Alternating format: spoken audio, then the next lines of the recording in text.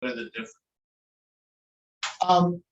There's more filtering going on during waking hypnosis, and it takes a little bit. I'm going to say it takes a little bit more skill in and more understanding of mentalism, because, and I'm not good at mentalism, but understanding the tricks of mentalism to get someone to think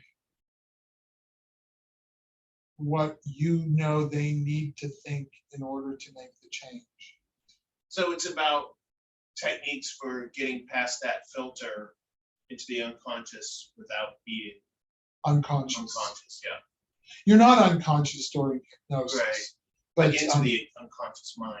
Yeah, we want to remove the filter. And there are a couple of, there's the cognitive filter, which is what we've talked about here. You know, there's also the affective filter. And the affective is emotional filter. So like that woman who said, I don't use that kind of language. Clearly, he didn't get past her affective filter. And it could be incoming or outgoing.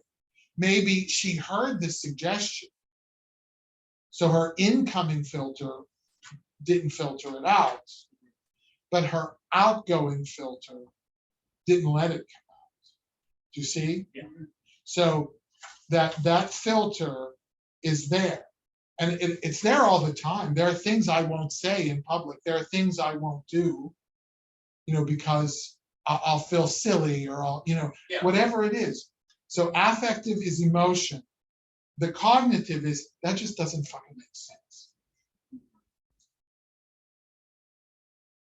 That's crazy.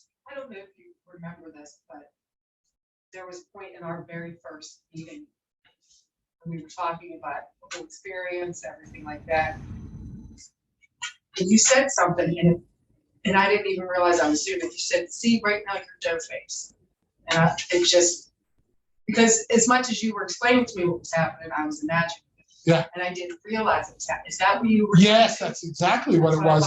And you said that phrase, you're like, right now you're dough face, see, it's working. And I was like, and it just brought me back to your voice. Yeah. And that's perfect.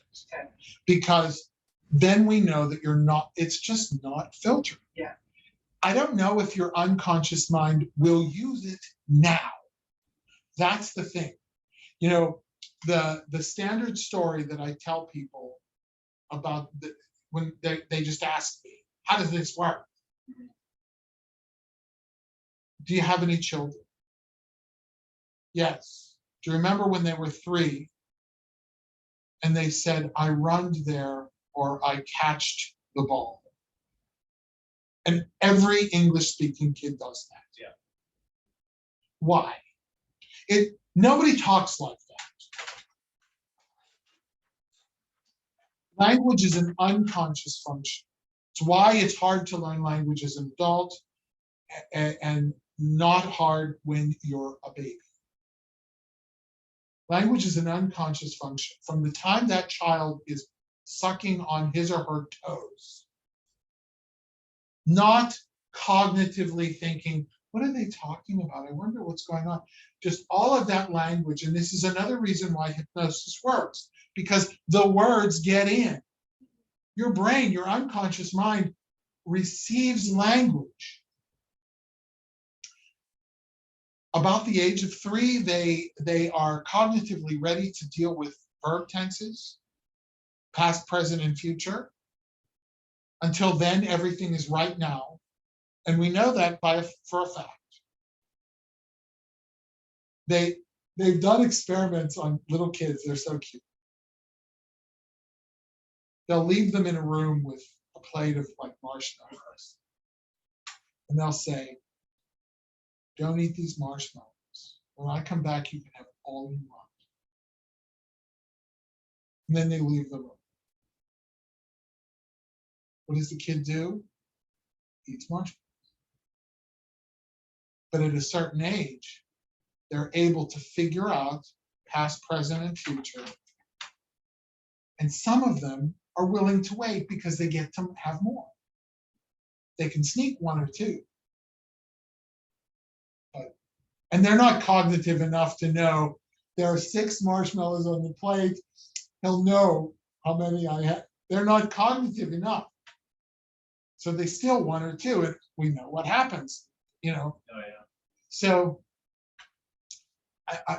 what happened? How do you say, no, Johnny, it's not run, it's ran. You don't care. He doesn't give a flying rat's ass. He just is okay and walks away. That's hypnosis. Eventually, he never hears run, and his unconscious mind, based on the abundant input that it's received,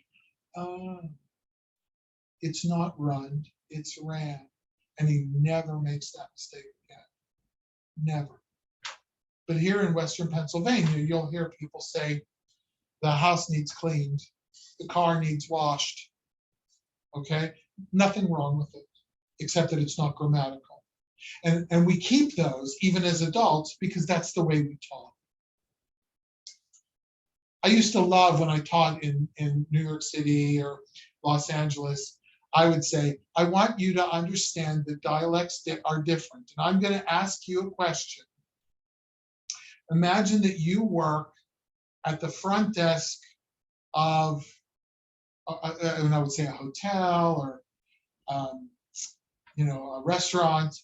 And I walk in and I say, Yinsarn? And they're looking at me.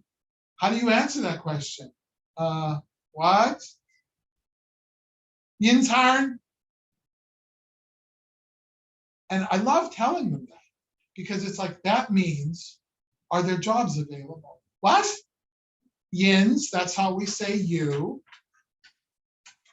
Hiring, that's the pronunciation. Yins hiring? And they're just amazed at this.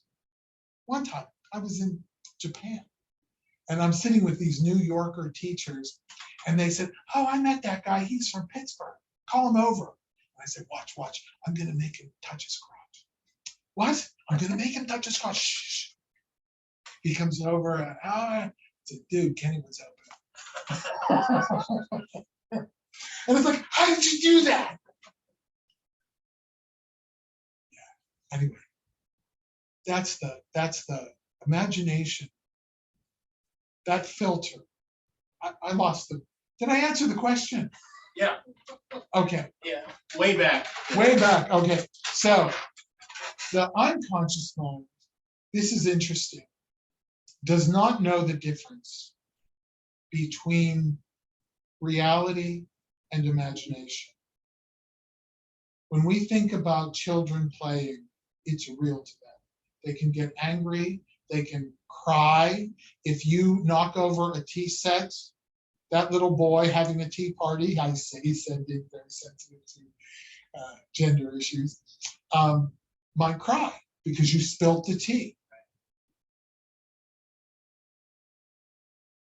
And whether they're imaginary friends or ghosts or not, because that seems to be a theory, I don't know. But I do know that they are sensitive about it and that they're imagining it. And the thing about imagination, which is why guided imagination works, even if they're wide awake, guided imagination works as long as they might be filtering. Like if you say, and there's a hot air balloon, go and climb.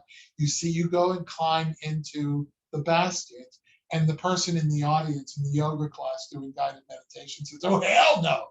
Then they're not getting in the basket.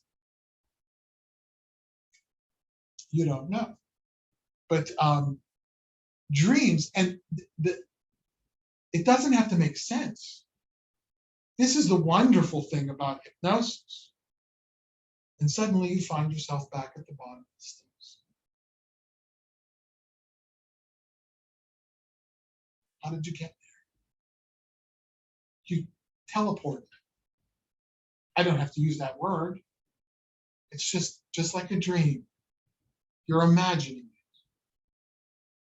You're imagining it. And it doesn't have to make sense. It doesn't have to go in chronological order. one of my early teachers said, when you induce hypnosis and you follow a procedure, you should turn around and just reverse it. But it's not because the logic brain is there. It's more because you want to make sure that they emerge. Because if they're groggy, if they're not fully awake, we don't want that. And that's something you'll need to think about when we talk about the parts of the session. Part of the reason why I take the money at the end of the session is it's a dose of reality. Right. It's why I do it. Other people say, get it up front. I'll tell you a secret. If you run out of my office saying this is fucking bullshit and don't pay me, I can't do anything about it. And it's a risk I'd rather take. Excuse me, language, by the way. I hope I'm not offended. Okay. Yeah, I just wonder about that because, our sessions and also other sessions I've had, it's like, I am always super groggy at the end, no matter, I know, you say, everyone says, you're wide awake and all this stuff. Do some people snap out of it? Yeah, you have to, you can tell, like you may have felt groggy, but you were awake enough to be Sure. Coherent. Yeah, and yeah. Sometimes they're not. It's like this. And that's why also I'll say you can open your eyes when you're ready. I mean, those are little things, and we'll be specific when we get there, but those are little things that it's like, I need to know that this person is awake. And people will ask, can I drive after? It's like, yes. You can actually drive in hypnosis. You usually do. Yeah. And it's not, people aren't driving thinking hands at 10 and 2. So your imagination, your unconscious mind does not know the difference. If we can access that, you can experience things in a way that causes your unconscious mind to change its perceptions. I don't have to be afraid anymore. I don't have to be afraid anymore. I'm not really afraid anymore. I'm good. I don't, how quickly we move along that continuum, it's really up to them. It's not up to me. Oh, if it were, I would have so much money. I would work with people for 10 minutes. I would snap my fingers. They would get their change. I'd charge them $100. I'd make $600 an hour. If that were possible. There's that guy, Vichkoff, never met him. I don't know if he's nice or not. The Pennsylvania Hypnosis Center. You go in, you pay him a couple of grand. He puts you in a chair, puts headsets and goggles on you and presses play. You can get that in, and he's apparently the most successful hypnotist, despite all the bad reviews. Apparently he's the most successful hypnotist in the city. Must work for somebody.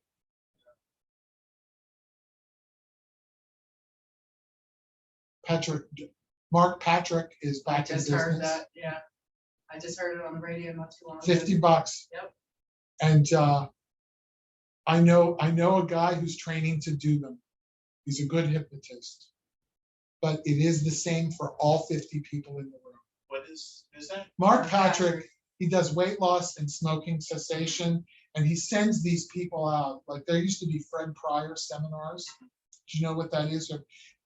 Oh, time management, and it would be in a hotel. It would be $50 or $60 or $79, and you go and you pay to attend this seminar. Oh, okay. And you can come and quit smoking for $50. Every time he comes into town, I get a couple of people who call me up and say, "Are you that guy?" And I say, "No, I'm not." well, how much do you charge?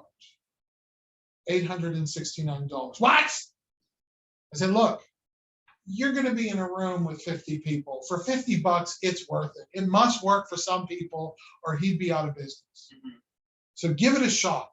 If you go there and for $50, you never smoke another cigarette, I'll high five you, congratulate you. You can take that money and spend it somewhere else. But if you come out of there and you smoke again, then maybe that environment wasn't for you. And I always get a couple of people, always. And I think they have about a 20% success rate. So when you're sitting, don't tell people that. Yeah. Because they would sit there and say, well, there are 20 people in here. That means 4 people are going to quit smoking.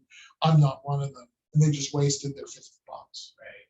But if they can, particularly if there's those somnambulist people that go deep, it's also kind of hard. It's worth paying $50 to watch it. I might do it. That's what I was just thinking. I have a friend who's training to do it. He promised to tell me when he's going to be back in our area. Did you just hear that? Yeah. Like this week? Yep. I'm going to call him up. Say, are you going to be back in Pittsburgh? Yeah. Maybe he'll let me in free. I can save $50. But I'd like to watch and see this thing. And if I pay the $50, I'll pay the $50. What the hell? Wouldn't be worth it. Yeah. Not that I want to do it, but I'd have more information to be able to say, this is what it is. Yeah. Anyway, so again, the computer went off. I talked too much, sorry. All right, so how do we get an awake person to the unfiltered state? We're going to call that an induction. And I'm not teaching you this yet. It's really too much all at once. It's why it's 100 hours long. And I always use, I can't really say always, I usually use, most often use a relaxation induction. Relaxation is not threatening. It's not intimidating, it's not challenging, and it's not shocking. And in fact, I will show you videos. I'm not going to, I'm not really even good at them, but there are lots of kinds of inductions. One, who wants to do it? No, stay there. Stay there. All right, so I'm gonna be here, and I'd like you to put your hand on mine, okay, and press down as hard as you can. Press down as hard as you can. Press down as hard as you can. And I want you to know how hard it is. Notice how hard it is to press down. Notice how hard it is to press down. You don't have any shoulder issues, do you? No. You notice how hard you're pressing, you're pressing. Sleep! How did you just react? You bent over. And then I realized how absurd it was. Yes, and because I wasn't good enough to just say, okay, now go ahead and relax and allow yourself to drop down deeper and deeper. It's all right. And you would go deeper. That's called the rapid induction. It's also a shock induction. Like there's another one where you go to shake hands and you sort of dump them. That's the kind of stuff you see in stage hypnosis. It is, indeed. It is. And so if I am working with a client who has severe ADHD and can't concentrate on my words, I will do this. Let me go here. Hold on.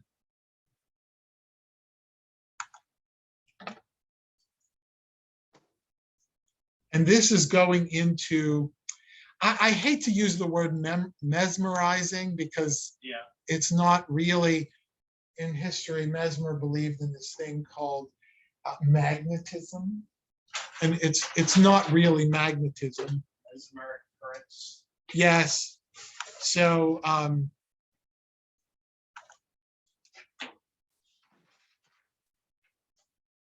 Just a second. I usually preview these. I have a couple of new ones, so they might not be good.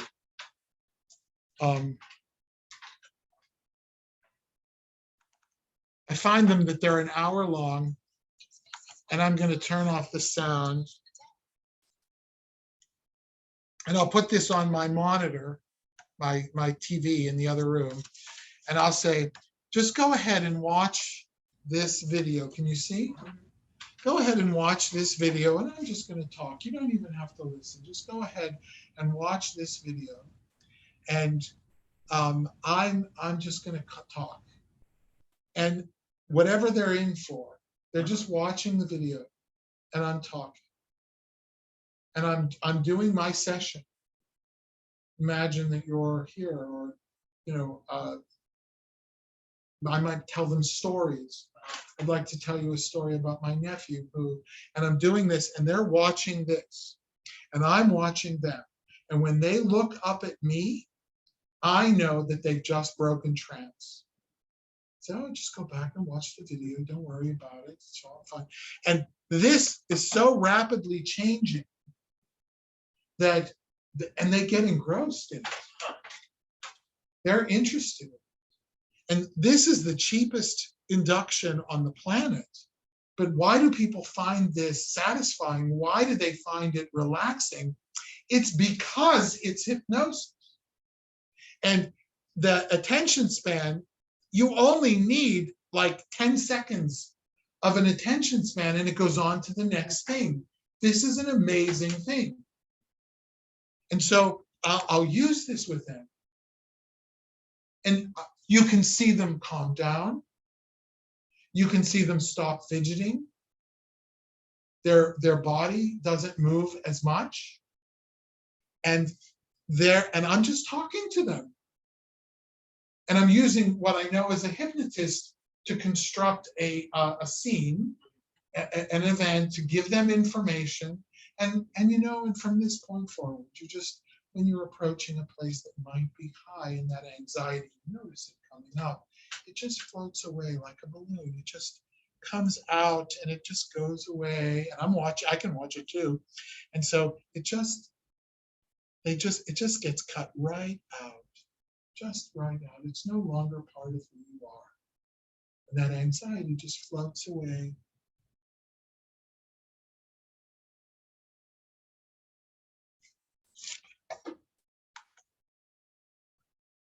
That's induction.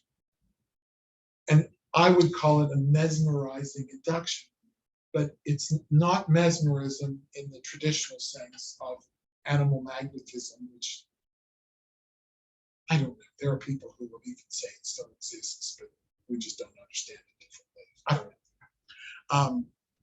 I don't really care. But I'll only use that with someone who's ADHD, who can't listen to me, who won't go into hypnosis in a more traditional way. And they're paying me, right? So in a relaxation induction, I always use a progressive muscle relaxation, passive progressive muscle relaxation. And that is, you can start at the top of the head and work your way down, or you can start at the bottom of the feet and work your way up. I've had clients who prefer it that way. I don't know why, but it doesn't matter. And you're just narrating the relaxation. You find that relaxation in your scalp. The cells are relaxing. They're going limp and safe and soft. And, basically you're boring them to not paying attention anymore. And, active progressive muscle relaxation involves tensing the muscles and relaxing and feeling the relaxation. I do that with, did I teach you the hand? No? It'll come up later. The ball is different. Right, that's why No. I'll teach you the fists when we get there. I'll teach you, because these are valuable things. But this is more of it's almost a active relaxation exercise, because we're focusing on our, do you want to do it? I'll teach you. So go ahead and make a fist. Support your fist. Make it tight enough that you're making a fist and you're conscious of it, but not tight enough that your fingernails are digging into your flesh and causing pain. Okay? And so you probably remember in our very first session, because I never teach this on the first session. In our very first session, I asked you to move your attention around your body for just a little bit. So I'd like you to send your attention into the very tip of your pinky finger. The very tip. Just let it be there. You might move that pinky finger just a little bit to be sure, but it's okay. Just put your attention, and when it's there, go ahead and move it into your ring finger. Be aware of your ring finger as it touches the palm of your hand. When it's there, go ahead and move it into your middle finger. See how easy it is to do that. Then go ahead and move it into your index finger or your pointer finger. Are you doing it? Is it working for you? Now, we can't go to the tip of our thumb because the tip of our thumb isn't touching anything. But what we can do is go to the pad of our thumb. And I want you to become now very aware of the pad of your thumb pressing against your finger. Just notice that. And in a moment, not just yet, which is a phrase a lot of hypnotists use.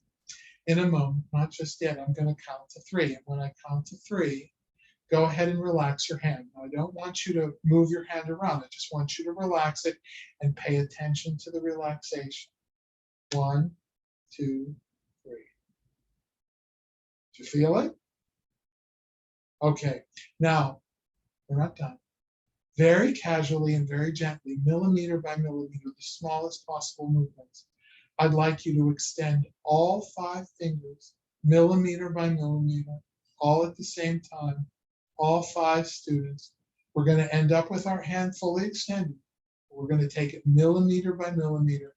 Now, one of the first things you're going to notice is that your knuckles creak. I want you to know that you don't have arthritis. That's not what we're doing this for. It's not really arthritis.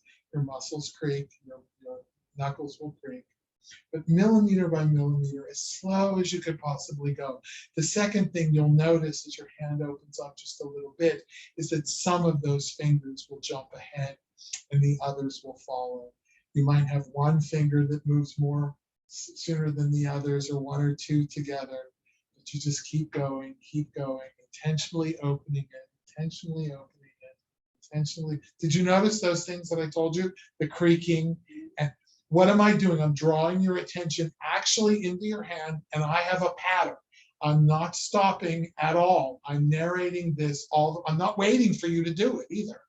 I'm watching you do it, and I'm going to pace myself with you, and I'm going to teach you how to do this, or I'm going to teach my clients how to do this on their own. And so we're going to jump ahead because this is going to take 5 or 6 minutes more. When we're here, we're as extended. Now we're going to overextend. Now we're going to overextend. Keep going, overextend,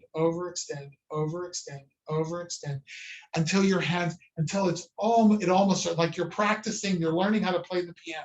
Your hand is so overextended. When I count to 3, I want you to relax your hand. Don't move it around. Don't try to shake it off. Just relax it and feel the relaxation. 1, 2, 3. Do you feel it? That whole thing takes about 5 minutes. It is, in effect, a mindfulness exercise that blocks off the past and blocks off the future. You're no longer ruminating over the past. You are no longer worried about the future. You are only in the moment for 5. You're only in the moment, and you're for a full 5 minutes. That your body, your brain, your mind finds relaxing. The more often you do it, the more chilled out you become. Just like the breathing exercise. If I gave that to you, did I give you the breathing? So it's this. I'll teach them. Because I don't really like that breathing exercise. Okay, let's do this. And if you need to continue to do it, if it comes right back, do the other hand. And it's a mindfulness exercise. It could I suppose, be considered an induction, but it's not something that I would use as an induction. Now, there's a shock kind of induction, like if you've ever been in a car accident and you were walking around outside your car in a daze. Did you ever see somebody like that? Yeah. That's hypnosis. That's why a total stranger could say, you need to go sit down on the curb, and they'll go. They didn't say, go sit down on the curb, you stupid. No, you need to sit down on the curb, to sit down. And EMTs use this all the time. You need to relax, you need to let go. They'll say that. And they're taking advantage of shock hypnosis. There's confusion. I'm not good at verbal confusion. I have to admit, I've never constructed a pattern. But there are people who are very talented at confusion inductions. And this is what you would use with someone who is highly analytical.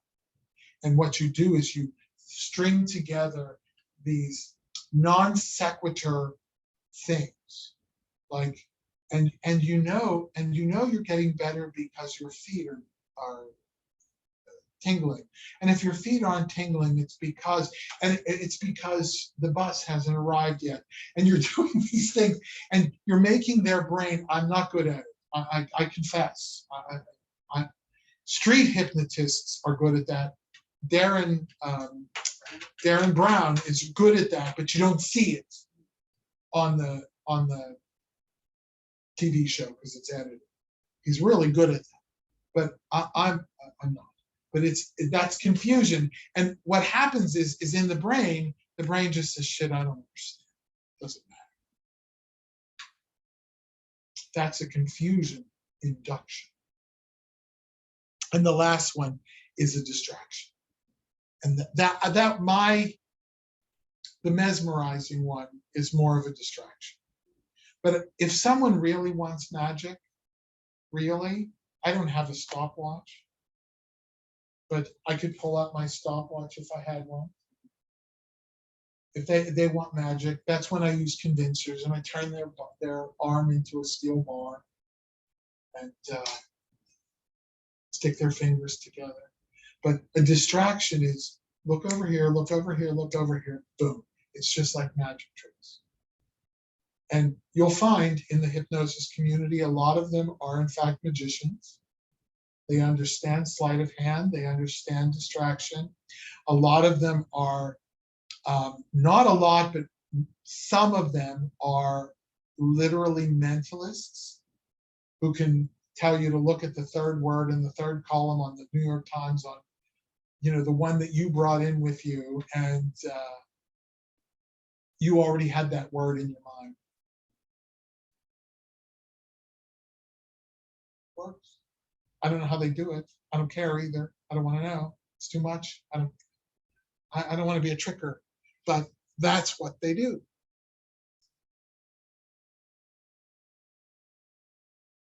There is, in fact, a nonverbal induction. I learned it. I've seen the video before, and I will show it to you. Not in this session, but I'll show it to you in another.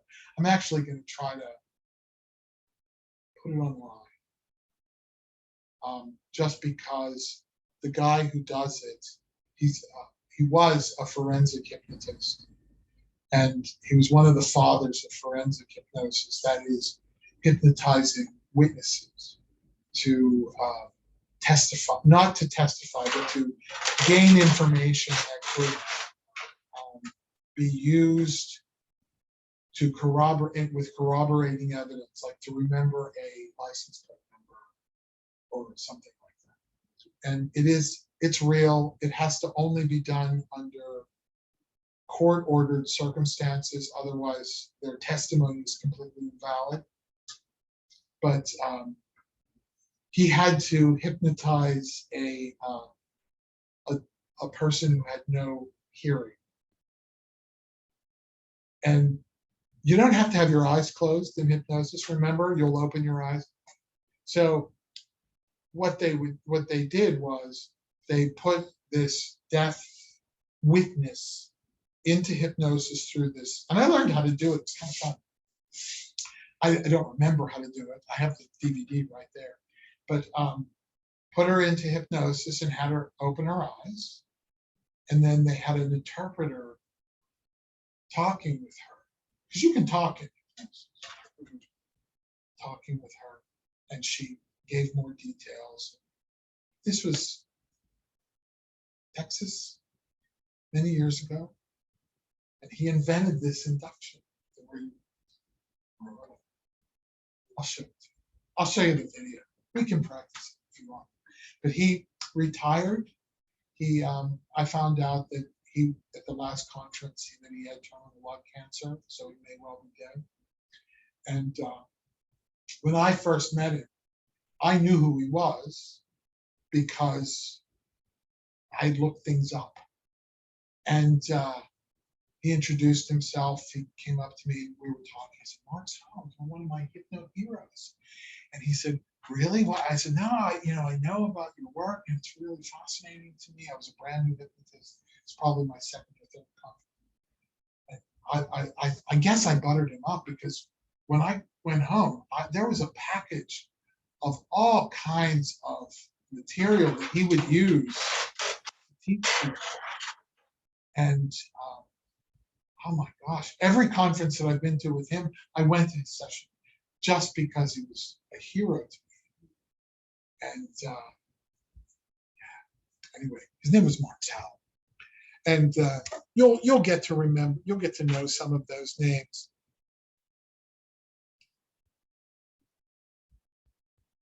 So keep in mind that the job of the conscious mind is to apply logic that you learned in school.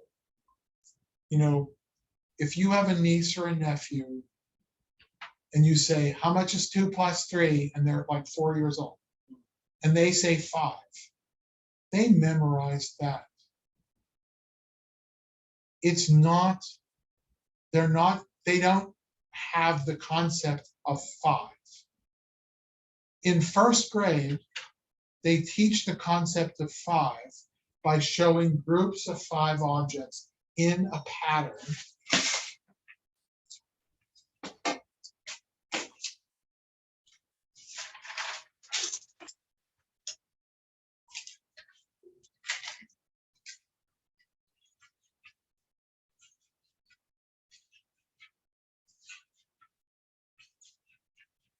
You don't have to count the dots.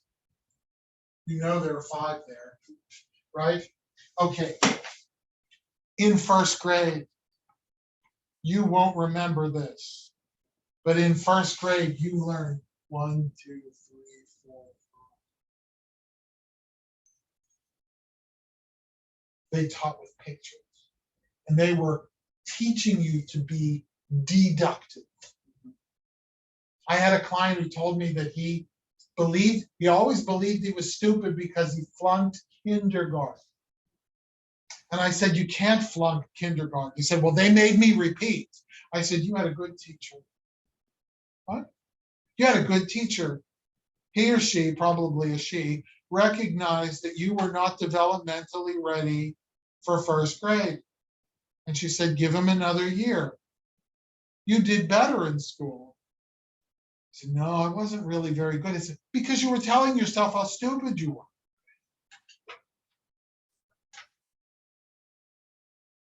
You know, they should have explained that to you.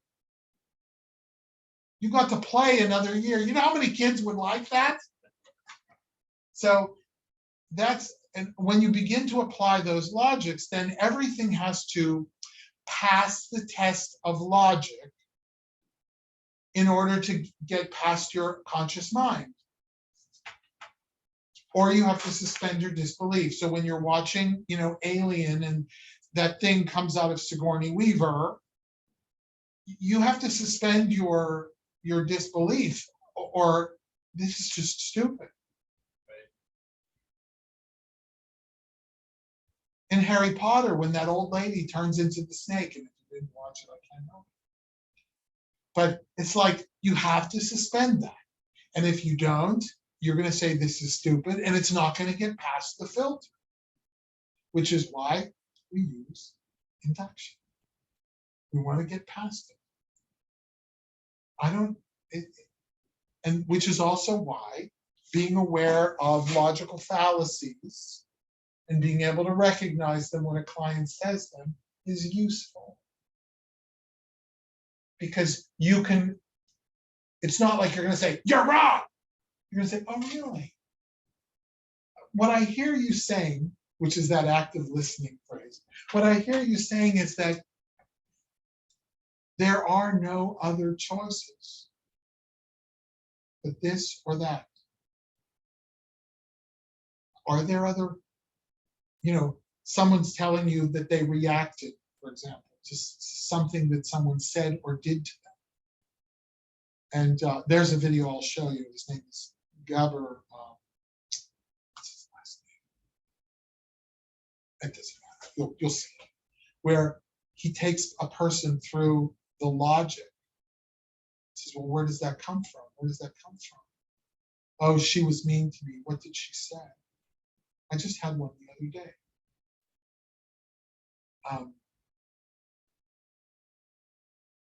COVID brain fart. I just had one the other day. And I said, I can't remember what it was, but I said, are there any other reasons why they would do that? Like why they would say that to you? So, well, I imagine there are a lot. So, well, your brain automatically went to the one that meant more to you.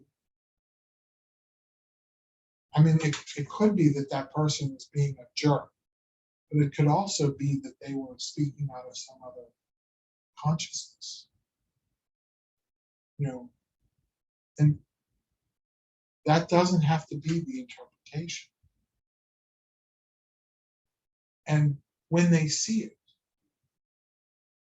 it's a little disconcerting because they're confronting a moment where their expectation, their perception is being challenged.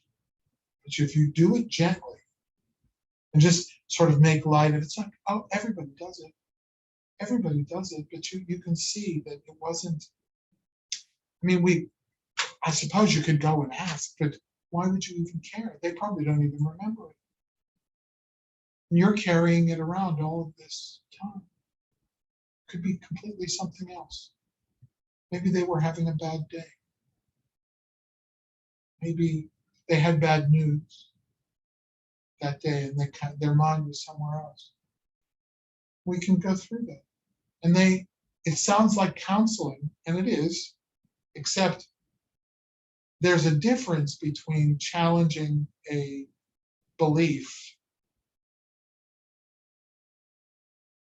that's only a belief, it's just a perception, than it is analyzing it and saying, well, you're messed up because your mother was a bitch. There's a real difference there. And so when we do that, whether we're doing it consciously or in hypnosis, we would fill that session with stories of children maybe who misunderstood things, maybe who learned how to see things in different ways, maybe adults who experienced conflicts like the ones they're experiencing but did something different. We're putting all of that information, abundant input. We're giving them enough ran, so that run goes away. Do you see? It's called a callback. In comedy, it's called a callback. But ran replaces run. And that's exactly what we're doing. We're being heady about it. We know what we're doing, and I want you to know for a very long time, you may well think you're incapable of it. Like if you're sitting there going, oh, this is so much, it's like, oh, because we've talked a lot today, even as we are right now. But if you're overwhelmed like I was, oh, I've got to learn which direction their eyes move, and I have to, all of these weirdo things. I don't know if it works or not. But there are things you could tell, like when I ask you a question, if your eyes go up to the upper right or they go down to the lower left or whatever, that's supposed to tell me something. And I stressed out over learning that. And it's like, I don't know it now. And I'm a good hypnotist. You don't need to know that. But if you do know it and you use it, it's in your toolbox, great. Just like EFT. I just used that for the first time in more than a year, a week ago. More than a year, because I don't do it a lot. Yeah. So whatever tools you put in, and that's the whole point of, quite frankly, going to conferences, finding courses online that you want to take. There are lots of cheap ones too, by the way. Don't spend thousands of dollars. And if you don't know who they are, ask me. I'm on your side. If I know them and I know they're good, I'll tell you. No problem, I will tell you. And people will expose you to things like NLP, neuro-linguistic programming. They'll offer to certify you as a neuro-linguistic programmer for $1,500. And if you like NLP and you want to certify as an NLP practitioner, go ahead, pay the $1,500. I'll tell you who to go to. I know the good people who are good to go to. One is in Columbus, another's in Florida. You might have to do it online. You might have to do it as a pre or a post at a conference, but you can do it. And you learn these things, and they become tools in your toolbox. That's all it is. And I will tell you, you'll be certified by the ICBCH, that's the International Certification Board of Clinical Hypnotherapy. All they really need is the application from you and me, I'm not lying, me to say you did it. That's it. It's as phony as ordination and a PhD. And so, are there people out there who might be nefarious? Yeah. Yeah, absolutely. And there are some that are so exclusive. Oh, in order to be part of our certification, you have to take our class for $11,000. It's all, please don't be discouraged by my saying this, it's literally bullshit. Except that it says something about you, who you associate with. It says something about you. And I used to be in 3, I'm now in 2. I have the International Certification Board of Clinical Hypnotherapy and the International Medical and Dental Hypnotherapy Association. You'll be able to get into either one. Get into the ICBCH first, because that's the one that I'm certified for. But then you can just say, well, I'm in ICBCH, I want to join. If you want, if you don't, ICBCH is more than enough. And Nongard, Richard Nongard, who's this guy who took over HTPI, but like killed it, literally killed it. He's a great guy, and he does these courses, $99. He's good. I like him. He's one of my mentors. I don't like what he did to HPTI, but I'm not going to yell at him for it because he does what he thinks is best. And I don't want him to give it to me now. So, okay. All right. So where are we? What time? It's 11. Tea time. Yeah. Go ahead. Do you need to go too? No, I'm good, thanks. All right.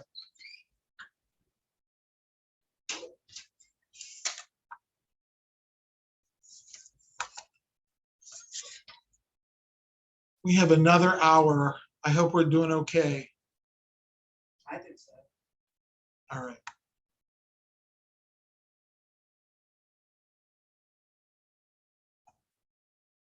We just have a little bit more to cover.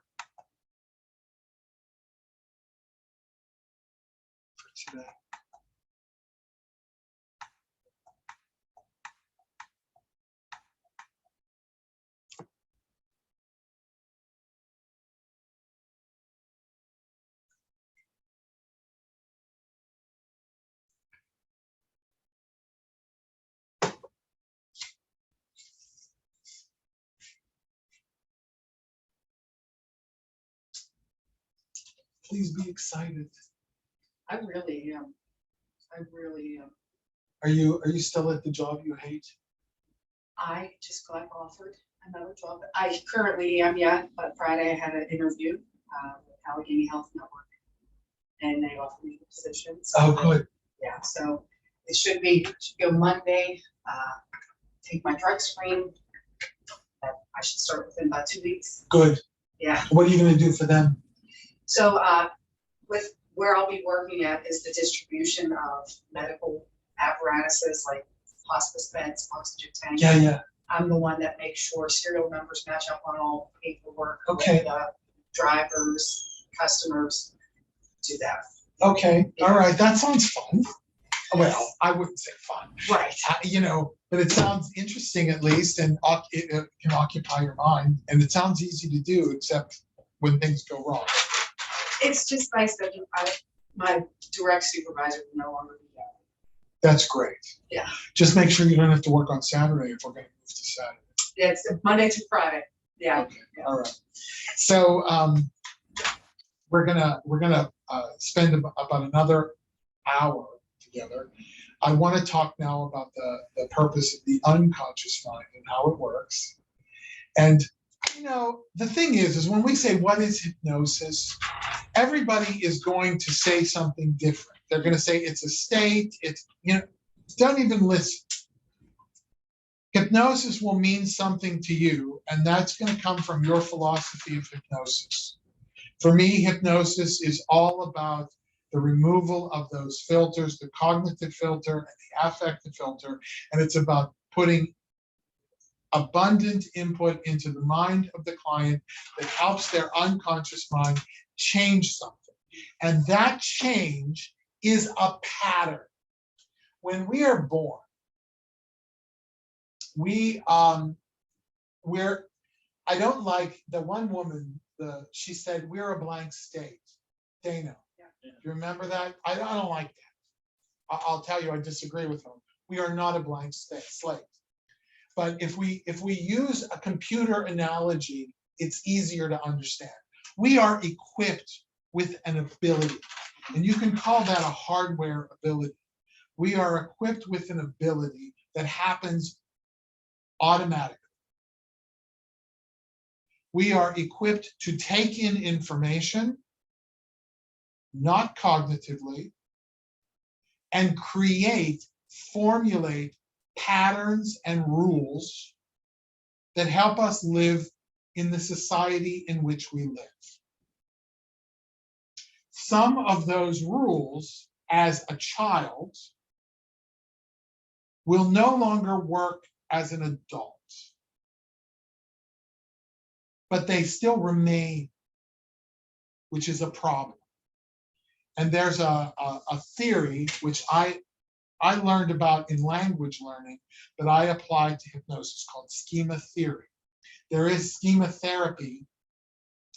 What it is during that first 7 years, and this is one of the things that Biology of Belief guy talks about, that what you're doing is you're basically downloading programs, or you're writing your own programs to perform in certain situations.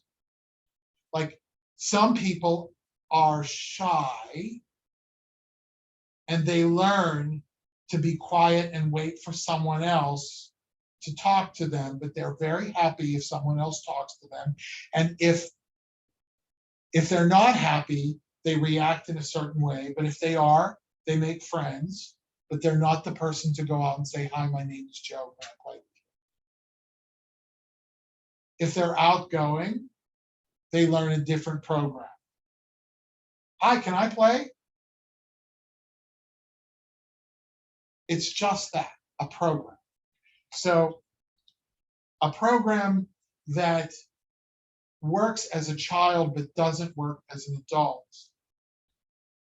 A classical example is a child who is in a very negative situation, perhaps abusive, perhaps physically, mentally, sexually. And they create a strategy of dissociation. or fantasy. As a child, if they're going through and they have to get, every time they go home, their father's a drunk and beats their mother and, you know, all sorts of things. And what they do is in their mind, they go play somewhere else. Whenever they face a problem as an adult, they might have a problem with fantasy.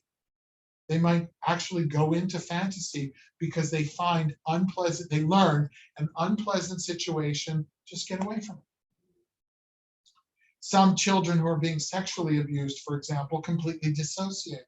They astral project, as some people would say, out of their bodies and go somewhere else.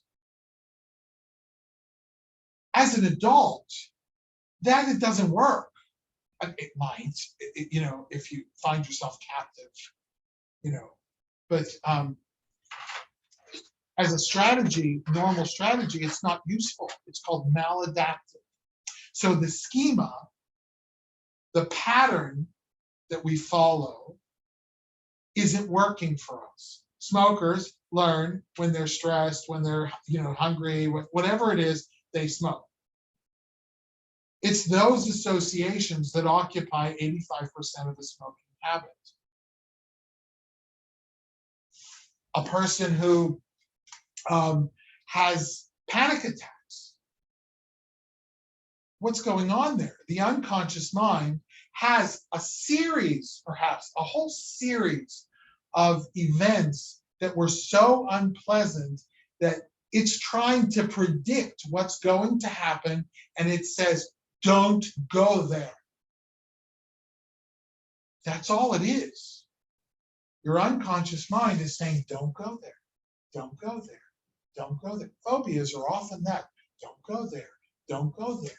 And because that's the function of memory. The reason we remember things, we learn things. We learn if this, then this. If I misbehave, I get swatted on my ass. If I misbehave, nothing happens. Then you do what you want. Those are, and so in the first 6 or 7 years, many of those patterns are acquired, created inside. It belongs to you. You made it. I'm not saying it's your fault. It's what your mind naturally created to cope with whatever. Sometimes we might take a client and have them talk to a child that's going through that, because they told me about it. Okay, we're going to go back and we're going to go down the elevator opens, there's a kid, he's in a classroom, blah, blah, blah. And I'm describing their situation, what they told me about. But, you know, and so what would you, now you understand this little boy, this little girl, I'm going to snap my fingers, everything freezes except you and that little girl. Everything freezes. 1, 2, 3. They're imagining the freezing, right? Everybody except, go over and talk to her. Tell her what she needs to know. I don't even need to know what it is. Do you understand what I'm saying? I don't need to know, because they know what they need to hear. They just don't believe it yet. That belief is important.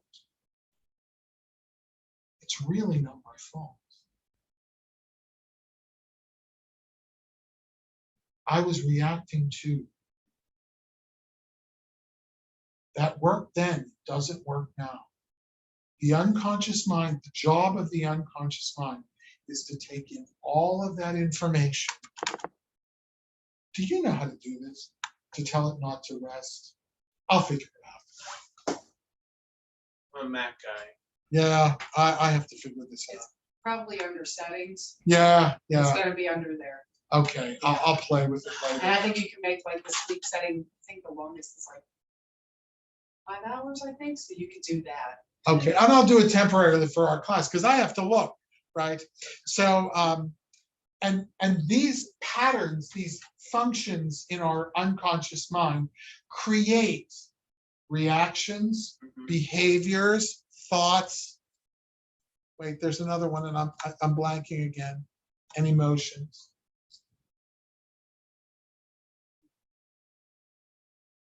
And so these unconscious things tell us how to react, what to think, and how to feel. Now, if I know I'm having a problem and I'm feeling rejected, or I'm whatever it is, I'm angry because my spouse cheated on me with someone younger and left me, and I can't let go of it. All right, it's not what my spouse did. It's what I think it says about me. It's my pattern. Do you see? He's a schmuck. If my husband cheats on me and leaves me for somebody younger, he's a schmuck. It's not about me. I didn't drive it. Maybe I did. I don't know. But the thing is, oh, what's wrong with me? Why am I all alone? Why am I this? Why am I that? Why can't I succeed? People make millions of dollars over people's internal monologue. Millions. Let me sell you this course. Let me sell you this book. Let me sell you the whole self-help industry. Right? I'm almost guilty.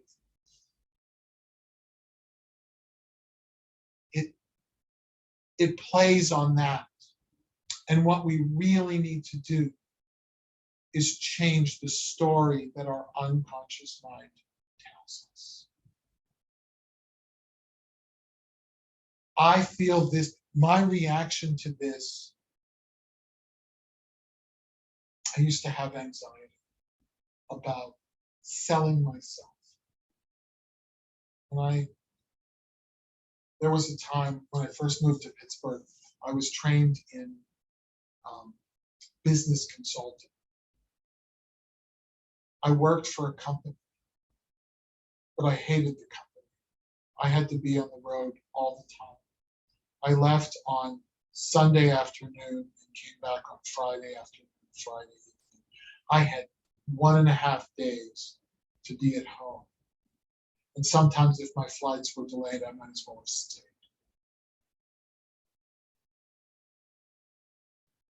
I hated it. It was fun while I did it, but I hated that aspect. And so I decided, you know what, I'm going to go on my own. I consulted for a Pittsburgh company through the agency. It's like, why can't I do this on my own? I can do this on my own. And I can decide. I'll stay in Pittsburgh. So I would start going to these networking meetings. And I would be rehearsing my elevator speech. You've heard these things? I'd be rehearsing all of this in my mind. And I'd have paid $40 for a lunch that I cannot eat. Back then I was a vegetarian. But it's like, okay, I don't want to eat this food. I just paid $40. How do I sell myself to this room full of people who are trying to sell themselves to me? And I would have this anxiety attack. I'd be sitting in my car. I would have driven to some restaurant somewhere where we're meeting. And I'd be sitting there and I'd have a little anxiety attack, and half the time I wouldn't go in. It's like, I don't feel like being here. It's kind of hard to believe, huh? Because I'm such a forward.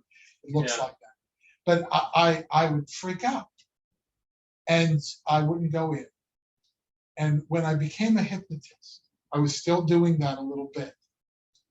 And on my way to becoming a hypnotist, one of the guys, the local guys, that was talking to me, he said, I can fix that for you in 30 seconds, no hypnosis necessary. And how he knew how to do it was he got to know me. He understood me. I said, go ahead, let me see you do it. He said, there's one person in that room. Just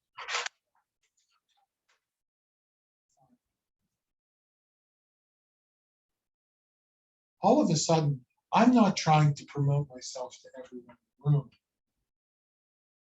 it's not based on my story, what I'm telling myself and trying to tell them. It was, now I'm just going to talk, because then I'm going to find someone who really, I can help you with that.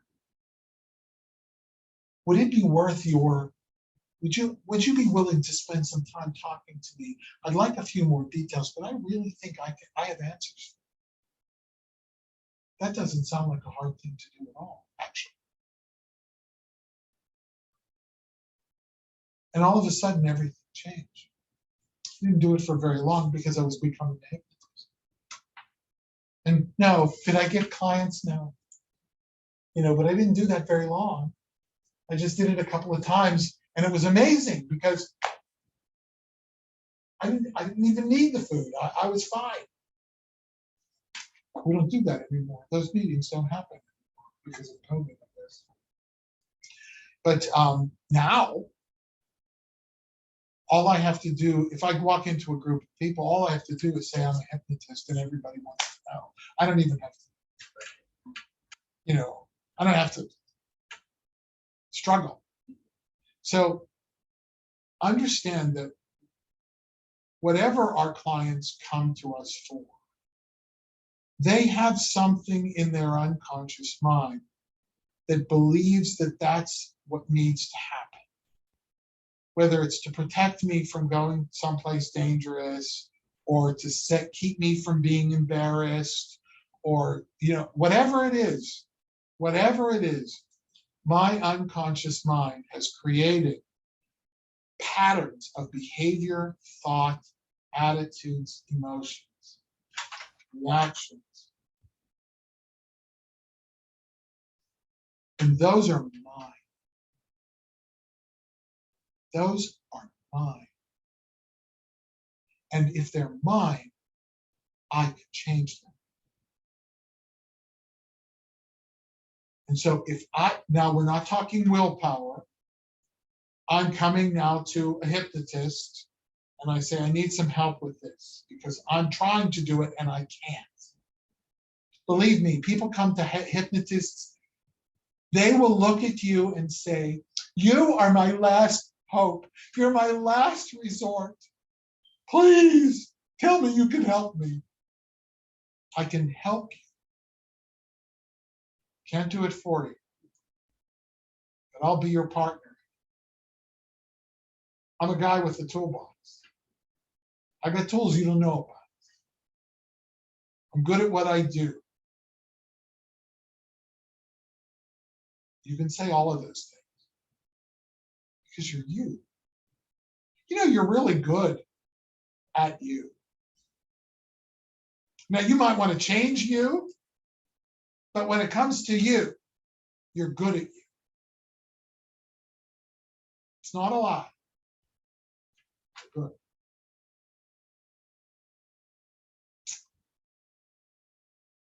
When a stand-up comedian bombs, sometimes they walk away from the stage saying, I'm not funny. That's death. To a comedy career, the phrase, I'm not funny, is death. It's venom. I can't tell you how many comics I had to say, what? Did I just hear you say you're not funny? I was with you last Friday night and you had them hysterical. The only difference between then and now is, I don't know, the room, the audience, the level of how drunk they were. You're hysterical. That phrase, I'm not funny, is death to a comedian. To a hypnotist, I'm not a good hypnotist. I'm an improving hypnotist. No. Yeah, you are, and you'll be one forever. But I'm good. I'm good. And can you help everybody? No. Some people won't be helped. Sometimes the match is wrong. I try to, which is one of the reasons why I'm very frustrated with hypnotists in Pittsburgh, because I would love to be able to say to them, I'm not the best choice in Pittsburgh. I just had a lady. She has anxiety about giving birth. What the hell do I die as a gay man know about giving birth? I lack all of the language around giving birth. And I said, well, there are groups who do hypnobirthing. I did it with my second one. It's like, okay, she's having her third. Did it help a little? Okay. I can refer you. Now, you might have to work with someone in England. No, I want to do it in person. Okay. I don't know anything about giving birth. I'm a gay man. The last time I saw a vagina was coming out of it. I know absolutely nothing. If you want to work with me, I'm willing to learn, but you have to understand where I'm coming from. I don't know anybody in Pittsburgh. Okay, she worked with me. I'm waiting to hear. I can't wait till she gives birth. I should email her and say, yes. How many months was she? Oh, she's at the edge. She's at the edge. Like she's within weeks, if not days. And we worked together. We had 4 sessions. The anxiety would come back. You understand that when anxiety comes back, it's because you're talking yourself into it. You're actually self-hypnotizing yourself. That internal monologue is self-hypnosis. Every time a smoker says, I need a cigarette, they're hypnotizing themselves. They're reinforcing that pattern. All we can do as hypnotists is confuse them, get them out of that mindset, break the state, and get them to see something else. And do it long enough so that their unconscious mind goes, it's not right, it's right. I should make a sign. It's not right, it's right. Nobody would know what it is. But that's really where we are. You should not be afraid. I realize by saying don't be afraid, sometimes your mind might go and say, is there a reason I should be afraid? But the truth is, if you practice, you'll be fine. You'll be amazing. And people will come to you. They'll be attracted to you specifically, not like your cues, like that woman in stiletto heels. No, another callback. But because they connect with you. And when they let down their guard, it's down. We're not controlling them. We're not manipulating them. We're just doing what we know works. And they're benefiting from it. So in terms of, there we go.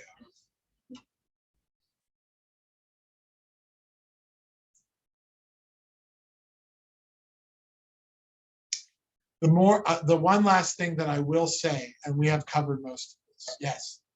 Okay. So the last thing that I'll say is the more filtered the information is, the longer it takes. And that's why people go to therapists for 17 years and make almost no progress. Does that mean? If I'm sitting there with a therapist and I'm thinking, she doesn't really know me. She doesn't really understand me. When she makes suggestions, it's like, oh, well, that's not what I would do. And I'm not saying those things to her, Sure. because she's the doctor, right? And so if I'm working with a therapist, unless they are exceptionally intuitive and insightful, they're not going to be able to get past my barriers. Like if you ever watch how interrogators for police work with people, they actually know how to break people down. They can say, oh, he's going to be 6 hours. It's going to be 6 hours. Just because they can read that person. It's not psychic. I have a friend, saw a therapist for 17 years and never told her that he was gay. And he said to me, I've been seeing the same therapist and things aren't getting any better for 17 years. And I said, don't you think you need a new therapist? Well, no, she's good. Oh, but you can't tell her that you're gay. You can't tell her that you struggle with the fact that you don't want, that you're gay, you like gay things, but you can't tell this to a total stranger. Why? A therapist that you're paying, that your insurance company is paying $120 a session or $200 a session, you can't tell her you're gay because of why? And he looked at me and I said, keep going. Just go. What do you want me to do? It's not getting any better. Well, maybe you need to find someone that you can tell maybe you need a gay therapist. I don't know. So this is, and I love therapists because they are genuinely insightful. Most of them. Most psychotherapists, not the psychiatrists, but the counselors, got into that because they wanted to fix themselves first, like most hypnotists, by the way. So they are insightful. Like when I have someone in my office with an eating disorder or with something that I know that I can't handle, I have someone to send. I send them to actually Caroline. She's very good. She's very good. So go talk to Caroline. Your insurance will pay. Go talk to Caroline. And if Caroline knows me, if we're both working together, it's even better. She'll say, help them with this or help them with that. But that conscious mind will decide what gets in and what doesn't. And that's why things like prejudice, bigotry, sustain, despite the evidence to the contrary. It's filtered. Oh, well, black women. Really? All black women are the same, are they? Happens all the time. And it's because of that filter. When I worked at AIDS Project Los Angeles, there was a judge, whenever he had to sentence someone for gay bashing, he would send them to AIDS Project Los Angeles to volunteer. He'd say, you're going to do your community service at AIDS Project Los Angeles. They will report to me. And there's this person surrounded by gay people. And some of the most obvious and flamboyant gay people on the planet. And I can't say that it worked or it didn't. I wouldn't take them in my program because my program, there was not room for that. But they could be stuffing envelopes, and there was a food bank there filling up carts and things, and they would be exposed to other volunteers. And my experience changes. That's more hypnotic than sitting with them. Why do I hate black people? Was it because my father used to say bigoted things to me all the time, and I knew he was full of shit. I knew it. He once took me. We went to Ohio to visit my aunts, but nobody was home.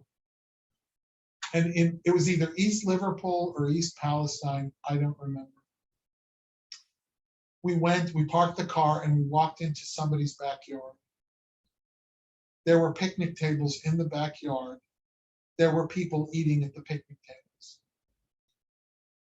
You go up to the, I remember, you go up to the door, screen door on the back, you knock, big black guy comes and says, what do you want? Not what can I get for you?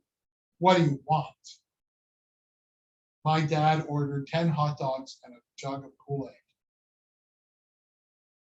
Was the deal. Like 10 hot dogs.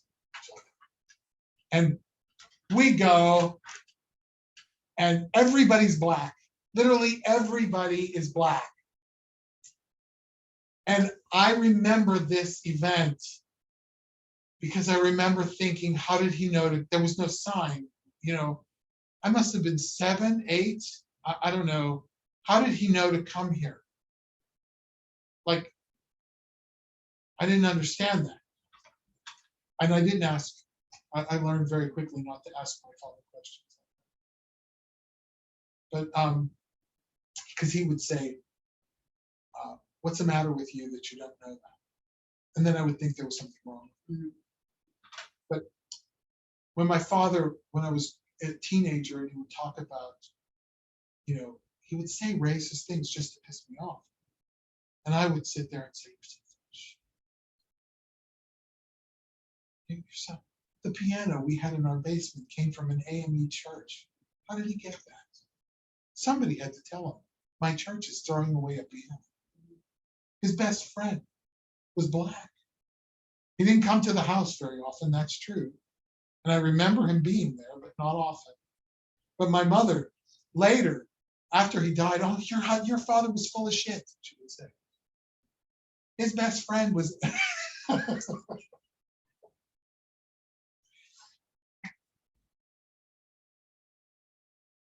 That's the difference between the unconscious and the conscious mind. When we're working with clients, the only thing that we can do with the conscious mind is obtain a certain amount of buy-in. We have to get them to agree. So we have to figure out what they want. They'll tell us. And if it sounds irrational, like I want you to erase my memory of my ex, we have to coach them and teach them. Well, is it the memory you want to erase, or would you just rather not feel the way you do when you think of them? Right? I mean, that's really what, you can't erase them. You can't. But you get cognitive buy-in, getting them to agree. And then we go into hypnosis.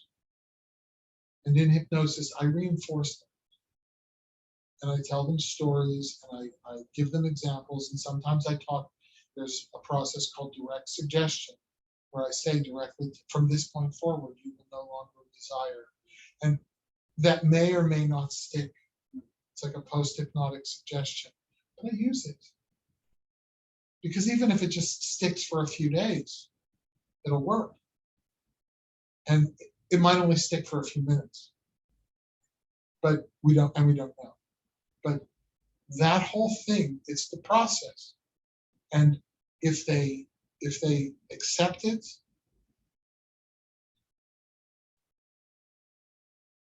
they're in, they'll do it.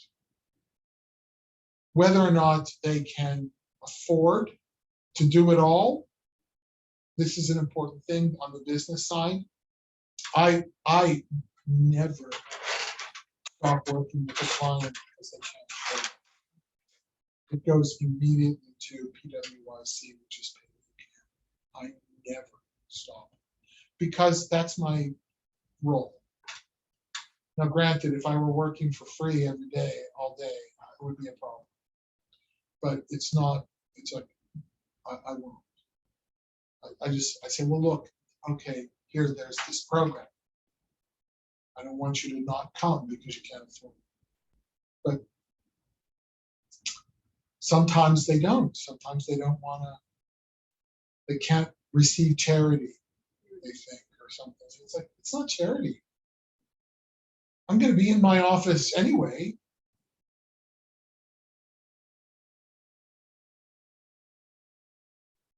and I get practice. So understand.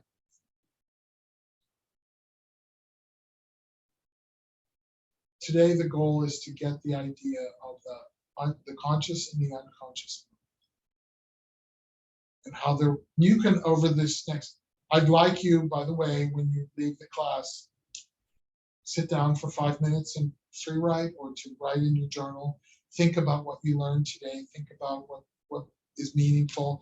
It surprised me, if you want writing prompts, it surprised me when, or it surprised me to learn, or I thought it was funny when, just anything like that.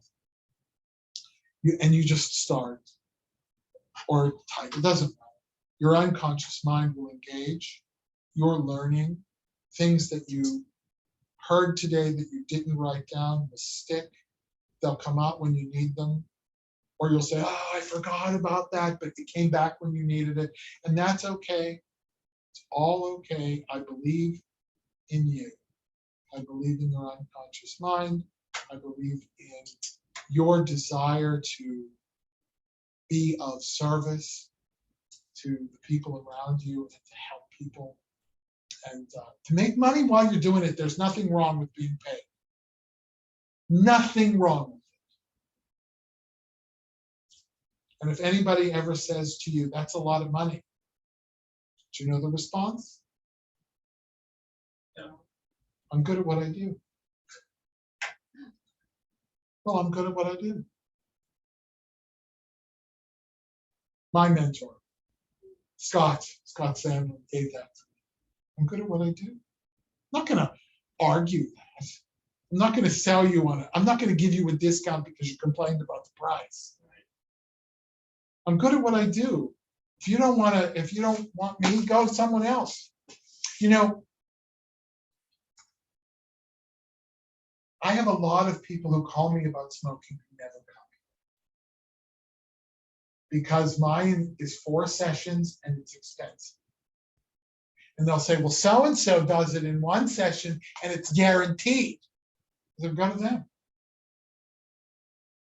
Go to them. Go to Mark Patrick. $50. If it sticks, go.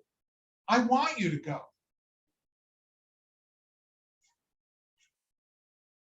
I'm not going to do it for free. And you want free? Call 1-800-QUIT-NOW.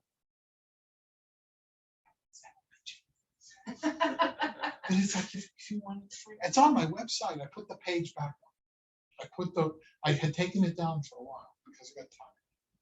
But I put the page back up, and I even said, if you want free, call 1-800-QUIT-NOW. I even transliterated the numbers so that they don't have to look on their phone. Call them.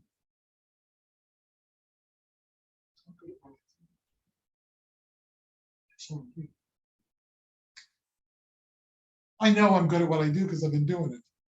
You don't know it yet, but you've been doing you for a very long time. And you are very good at being you.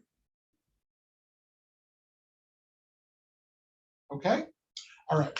So I think that is, I will send you, I'm going to turn this off. I will send you